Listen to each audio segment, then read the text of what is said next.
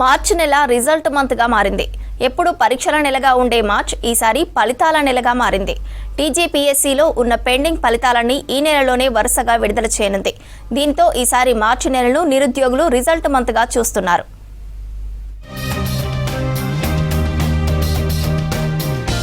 మార్చి నెల వస్తుందంటేనే చాలు విద్యార్థులకు ఎగ్జామ్స్ టెన్షన్ ఉంటుంది.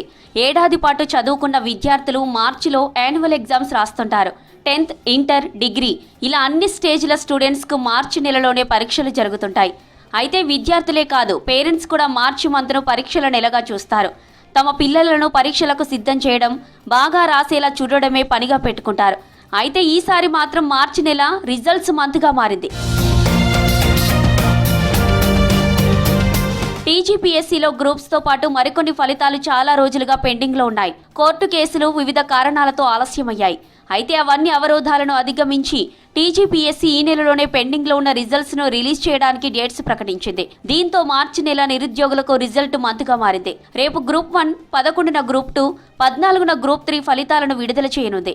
అలాగే ఈ నెల 17న హాస్టల్ వెల్ఫేర్ ఆఫీసర్ రిజల్ట్, 19న ఎక్స్టెన్షన్ ఆఫీసర్స్ ఫలితాలను విడుదల చేయనుంది టీజీపీఎస్సీ.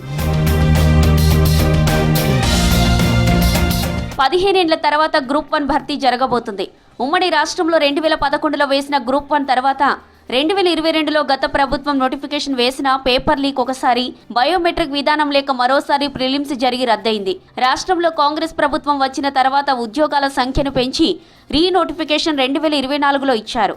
అయితే దానిపై కూడా కొందరు నిరుద్యోగులు వివిధ రకాల పొరపాట్లు ఉన్నాయని పరీక్షలను రద్దు, వాయిదా వేయాలని సుప్రీంకోర్టు వరకు వెళ్లారు. అన్ని అవరోధాలను అధిగమించి టీజీపీఎస్సీ ఫలితాలు ఇవ్వడానికి సిద్ధమైంది.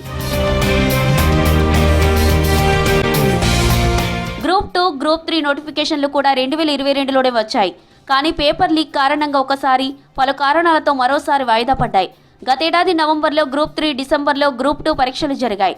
కానీ కొన్ని కారణాల వల్ల ఫలితాలు విడుదల కాలేదు. ఇక hostel welfare officer, extension officer పోస్టులకు కూడా పరీక్షలు జరిగి ఏడాది అయిపోయింది. అయితే కొన్ని కోర్టు కేసులు, వివిధ కారణాల వల్ల ఫలితాలు ఇవ్వలేకపోయింది టీజీపీఎస్సీ. ఇప్పుడు అన్ని క్లియర్ చేసుకుని రేపటి నుంచి 19 వరకు వివిధ రకాల పరీక్షా ఫలితాలు రిలీజ్ చేయనుంది. ఇప్పటికే జూనియర్ లెక్చరర్ పోస్టులకు సంబంధించి రిజల్ట్ ఇచ్చేసింది. సర్టిఫికెట్ల వెరిఫికేషన్ కూడా పూర్తయింది. పోస్టింగ్ ఆర్డర్లను ఇవ్వాల్సి ఉంది. అవి కూడా ఈ నెల 15 లోపు ఇవ్వడానికి విద్యాశాఖ రెడీ అవుతుంది. 6 రకాల పోస్టులకు సంబంధించి భర్తీ అంతా ఈ నెలలోనే జరగనుంది. దీంతో నిరుద్యోగుల్లో మార్చి నెల మరిచిపోలేని నెలగా మారనుంది.